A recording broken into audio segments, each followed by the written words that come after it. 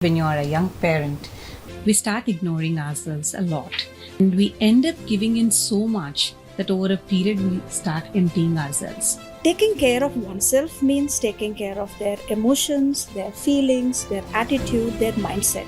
And if they are not taken care well, it is transferred to the child. Parenting is not about perfection, but be open to imperfections as well. It's all about raising confident and independent kids, and that comes with teaching them how to manage themselves versus us managing them.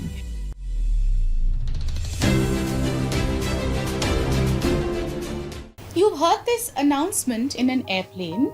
Before helping others, assist yourself in wearing an oxygen mask. Why is that, have you wondered?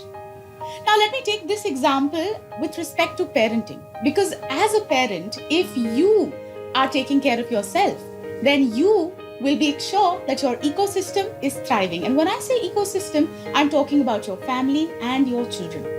Our episode today delves into this rather important and unfortunately, sadly neglected aspect of parenting. Hello and welcome to Guidecast, an initiative of Narayana Educational Institutions. Narayana Educational Institutions is truly committed to the development of their students and is also very committed in realizing their dreams. Because at Narayana, your dreams are our dreams. I'm Shazi, and joining us today per usual is Vijay Lakshmi ma'am, who is Chief Welfare Officer at Narayana Educational Institutions. With a vast career of 25 years, Vijay Lakshmi ma'am is also responsible for creating very impactful programs at Narayana. Welcome Vijay Lakshmi ma'am. Thank you, Shazi. It's a pleasure to be here again. Also joining us today is Dr. P. Sindhura, Director at Narayana Educational Institutions. She has been a vital cog in the expansion of the brand and has been truly dedicated to provide quality education to lakhs of students across India. A very warm welcome to you, Sindhu. Thank you, Shazi. Thank you so much for inviting on this show. And it's my pleasure to be part of the show along with both of you.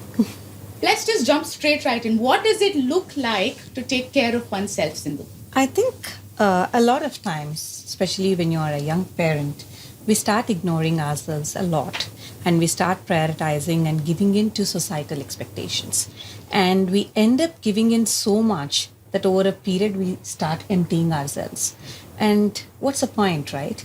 At the end of the day, parents are also human beings. So if you empty yourself, how are you going to help your family?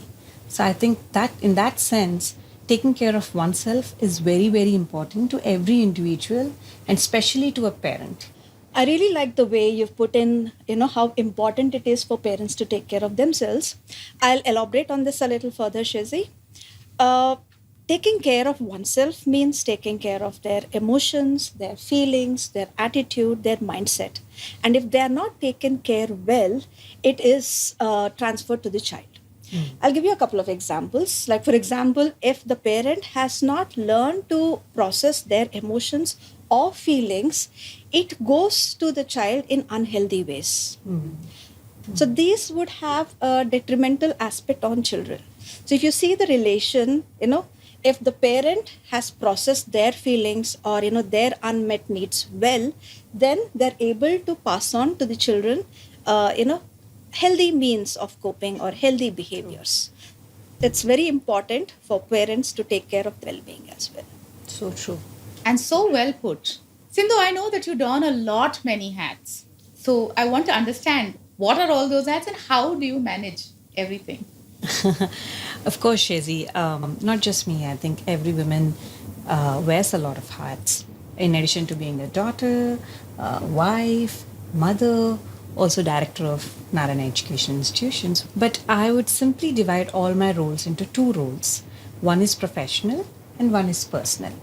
Professional, as difficult as it sounds from outside, I think it's a relatively easier task because there is a clear expectation. There is a clear expectation and there is clear questioning of your core competencies. And you have a team which work with you and you extract the work from your team and you give the same to your team as well. Right. But when it comes to personal life, and especially as a mother, the expectations go haywire and the expectations keep changing. So it's very important to prioritize in your head as to what are the things that you want to deliver and within what timeline, and keep a cap to it, and keep appreciating yourself of the small progress that you make. At least this is the way I do it. I make sure that I take care of my mental health as well as physical health. I try to work out at least 3 times a week, not as great a yoga as you do, but at least, in my own little way, I try to work out a little bit and maintain my physical health. Number two, I have a support system. I have a lovely husband who tries to help me out. I have my parents who are very supportive. My in-laws are very supportive, and I also make sure that there are trustable people around who come handy. And number three being, I try to upgrade myself from time to time as to what are the current needs of current kids. And fourth, and which I think is very, very important, is quality of time versus quantity of time. Right. I can give an example of with my kids, Ishan and Ved. They are 5.5 and 4.5. If I read a book with them for 20 minutes, they are much more thrilled than I watching them run around for about an hour. Yeah. Or if I just sit and play a game with them, a board game for 15 minutes, that gives them more pleasure than I probably cooking for them. Right. So these are the things which, they also appreciate. And I also feel deeply connected to them by doing such things. And of course, I try to make sure that, as cliche as it is, I try to keep my phone away while doing these little activities. So I'm mentally present while I'm with them. That's amazing. And no, it doesn't sound cliche, because I think for 21st century kids, it's a true gift when their parents put their phone away and they're fully invested. That's so lovely. And what great takeaways, Sindhu. Thank you. Actually, I realized that, it takes a village really to grow and raise a child, right? Yeah. And there is no harm in reaching out for help. And which kind of really ties into the next question that I want to ask you. A lot of times we have this whole idea in our head that A, we are a nuclear family now, kind of a setup. B, we are supermen and superwomen and we can do it all. We don't need outside help. A lot of times we are working on autopilot. We don't even realize that we are burnt out, we are depleted. So, ma'am, could you just share a scenario? I mean, I would like to understand what burnout really looks like. Before I get to burnout, we've talked about autopilot and exhaustion. Yeah. So let us understand these words, because most of the time people have a misconception. They think exhaustion is only physical, but exhaustion is also mental. It's the mindset. And where does this come from? All of us in our very roles, we have some expectations. Being a father, being a mother, there are some expectations that we want to live by, and then we want to do our best. And also, if you also notice, Shezi, we actually bite more than that we can chew, right? So this is increasing our expectation. Now, when these expectations are not met, that is when exhaustion happens, which leads to burnout. Like, for example, as a role, father has a certain expectation of himself in the family, the mother has certain expectation. Children also have their expectations on the parents. So when these expectations are not aligned, that leads to conflict and it can lead to exhaustion. You also mentioned another thing called as autopilot. So in a general family setup, what do? To bring the home to a structure, all of us share certain roles and responsibilities in terms of, the chores or, the morning routines and things like that. And what happens when these things are, when you have anything unexpected that comes in, you are not prepared for the rainy day. And that is when you can get into, exhaustion, which leads to burnout. For instance, I'm working and then, the morning routine is all set. And if my child falls ill, all of a sudden, I have a meeting to attend, right? I've not prepared myself in that autopilot mode. So that is when, there is immediate feelings of anxiety. Okay, what do I do? Where do I go? So that creates, feelings of burnout. Ma'am, that was wonderfully insightful. And now that we have understood what burnout is, could you share a few techniques on how I can cope with burnout? Okay. So rather than directly addressing as techniques, we'll discuss about a way, an approach towards it. So for us as parents, we've defined certain roles to ourselves. And also, the society has defined the roles for us. For example, if I have to say a mother, the role that we have defined for ourselves or what the society has defined is to be nurturing, caring, and giving, right? So what happens is the mother feels these emotions, more than the child, and always would want to give the best as per the expectations that has been laid out by herself or by the society. And in this process, what happens is in order to meet that expectations, there's always this challenge, right? I have to give my best. So what could be done is at home, rather than trying to do everything, like I'm saying, taking an example as a mother, sharing that responsibility with the others and also understanding it's okay, right? So I don't have to live up to this, or this is my ideal or my definition of being a mother, or this is how much I need to give, right? So that eases off for in terms of expectation. Okay. So I would say challenge perfectionism. That's a big one. Yes, and another way out of this could be to create a defined structure. For example, a family consists of the father, mother, child, or in certain households, the grandparents as well. So when that responsibility is shared amongst all, rather than falling on only one individual, so there is a sense of ease, and one need not feel burnt out. Now, in fact, now that you have spoken about this, there is a big giant elephant in the room, and I think it needs to be addressed. And like you rightly said, it doesn't matter where you come from, how educated you are, how emotionally adjusted you are. As a woman, I don't know if it's a cultural nuance, ma'am, but we are so conditioned to feel that guilt, okay? And yes, I have not noticed the men suffering so much from this guilt. So I'm going to just call it mommy guilt, okay? And do you have any thoughts that you want to share with people about this? Mom's guilt, right? I wouldn't want to be stereotypical here, but unfortunately, we see this in many of the homes. Mother, being the primary caregiver, she spends a lot of time in the nurturing process, and while she's going through this, she's also able to experience the child's emotions.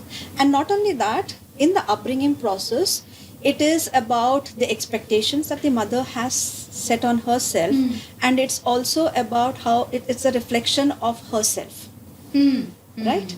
And anything that is not done, it's a question on her judgment, and that is where the guilt comes from.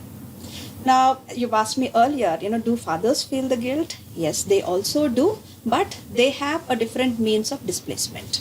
Having said that, in the modern day context, times are changing and roles are evolving, but it would still take some time to wean off the effect of, the mother's role. So what can be done is, if one is able to accept that, parenting is not about perfection, but be open to imperfections as well. And secondly, also share the responsibility. It doesn't mean that, okay, if I don't do enough, that means I'm less of a parent. So once that acceptance comes in, so that is when, the guilt also comes down. And my sense is it's a two-way street now. Like even society should relax a little when it comes to mothers. And we have a mommy here. So Sindhu, would you like to share do you go through mom's guilt and how do you cope with it? Yeah. I think it's like how Ms. Vijayalakshmi ma'am has said, we are going through a transition phase where men are also accepting the responsibility of parenthood equally, but it's not a 50-50 yet, right? So I think moms do go through a lot of guilt, and I am no exception to it. I think I am getting better with time, but definitely I go through it every now and then, especially if I have to go on a travel and I miss probably a milestone of a child, or probably I can't attend their event at school, or I miss their best friend's birthday party, I have a nightmare, or if I don't sit with them at dinner at times. So there are multiple things, small things, big things. I am driven into guilt. But then once again, it's like you said, it takes a village to raise a child. So the way I do it is, I first of all try and set my mind to this notion that, look, if you set yourself a target of spending 20% time with the kids in a week or in a month, probably that's achievable by me. But if I set myself a target of 20% of every day, that's not possible. When I do not manage to attend an event with the kid or do not manage to spend some time with the kid, I try to utilize the technology and the coping mechanism, that is, the relationships I have, to get information about the kids. For example, I may not be watching them every day and getting to hear directly from them what they did in their class, but I try to follow the app. Like even in Narayana, we have Connect app, we have Learn app, where we post on what goes on at work, goes on in school, or about the report card of the kids. So I try to read and get to know how the kids are progressing. And getting to know about what they have done or what they are doing in my absence gives me a hook to talk to them once I return to them. Lovely. And what excellent, excellent points. I was secretly taking notes. And now it's time for my favorite part of the episode. It's myth debunking time. Ma'am, parents should not show their emotions in front of their children. Unfortunately, most of the parents are under this misconception that, it's wrong to show the other side of themselves. When I say the other side, expressing their anger or expressing their sadness, or let's say expressing their vulnerability. So when I said, children learn a lot by observing parents. So when they get to see when the parent is expressing anger in an appropriate way, it's not about just yelling or shouting, but anger is an important emotion. And as we have talked in one of our episodes, all of us go through different emotions. Usually in parenting, what happens is the parents express only the positive emotions in front of the kids, and they hesitate to express the negative emotions. But the child learns, he picks up from, he or she picks up from the parents, either the father or the mother, how is anger expressed in an appropriate way. Right? And it's also okay, they also feel when parents are showing their vulnerable side, the parents feel more human to them, and the children also feel that, yes, it's okay not to be normal certain times. And this actually reminds me of the movie Inside Out, Miss Vijayalakshmi. Right. Wherein I think in the movie it's very well depicted how happiness is felt only when you also have sadness. True. Anger is felt when you also have the laughter, right? So I think a child needs to be exposed to everything, but like how you rightly put it, you have to balance it and express yourself in the right way. And that is what a child needs to learn.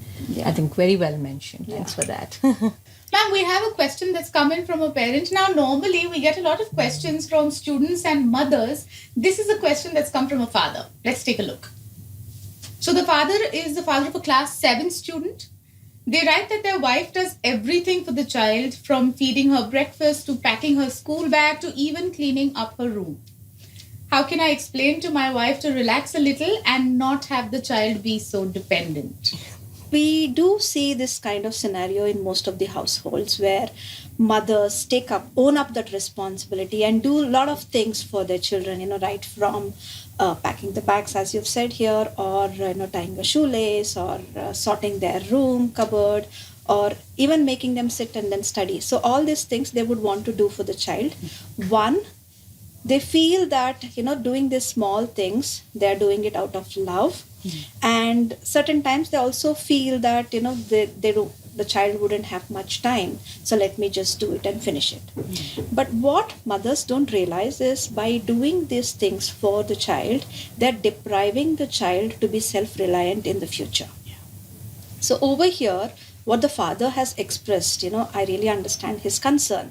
So what can be done is give in smaller responsibilities to the child, tidying up their room, or packing their own school bag, right? So small stuff like that, so that they learn to bring in that sense of responsibility at a young age. They learn to be independent, and they also take up charge. Okay, if things are not working, what do I do later? So I would also say problem solving is also learned in this process. And while the child is being taught to do these things, over here, if you see, the mother can also get time rather than getting overly involved. If the parents are able to understand how they can strike a right amount of balance in the kind of support that needs to be given and then where they have to stay away. And that time can be utilized by the parent, where they can sip a nice cup of coffee or spend time for themselves. And in the process also, the child is becoming self-resilient. Balance is key. Yes. And also a luxury. Yeah. Lovely. Yeah. Wonderfully. Yeah. Before we wrap up, and it has been such a... Sindhara, I'm so grateful to you because you've shared such valuable and valid and relevant information today. Yeah. Thank you. Thank you. Thanks for calling. I think it was lovely interacting with both of you. I think a lot of times we do things in an unstructured way. Today, actually, a lot of structure has come into my head as well in what I've been dealing on a regular basis with the kids. And I mean, your boys are 5.5 and 4.5. Mine is 2, so I was actually taking notes. Yeah, I'm going to go through this now. Lovely. Before we wrap up, would you like to give us a little bit of a sneak peek into what's coming next episode, ma'am? I guess we are nearly, coming to the season's end. So I feel, talking about building resilience for students or for kids makes a lot of sense. So let's have on the topic building resilience for children. Wow, I'm very excited to hear that your next episode is going to be on resilience. And I think that nicely weaves into the last answer Ms. Vijayalakshmi has given, right? It's all about raising confident and independent kids. And that comes with teaching them how to manage themselves versus us managing them as parents or as teachers. And that's what we do at Narayana, really. We ensure that it's not just the academics that we go ahead and teach the kids. We try to give them the curricular activities, co-curricular activities, as well as mental well-being sessions so that they turn out to be strong, resilient, as well as independent kids. Because at the end of the day, it's the parents' dreams and the kids' dreams, which are our dreams. So your dreams are our dreams at Narayana. What a wonderful summation to that. The reality is that parents are the center of a child's universe. Whether it is wisdom or emotional support or even a safe environment from a very, very challenging world, a parent dons many, many hats in a child's life. In my opinion, parental well-being is not an act of selfishness, but an act of selflessness, and it is vital to the healthy functioning of a unit. And when I say unit, I mean family unit. I would like to sum up this conversation with a line from our favorite film, Piku. And I say ours because everybody here loves this film. हर माँ बाप अपने बच्चे के लिए मरना नहीं चाहते, जिंदा रहकर उन्हें संभालना चाहते हैं.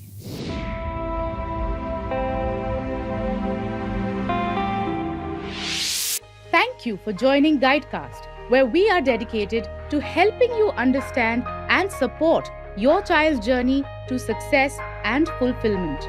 With insights from Disha, the mental wellness program by Narayana Educational Institutions, a beacon of educational excellence for over 4 decades, we aim to empower parents and students alike. Remember, at Narayana, your dreams are our dreams.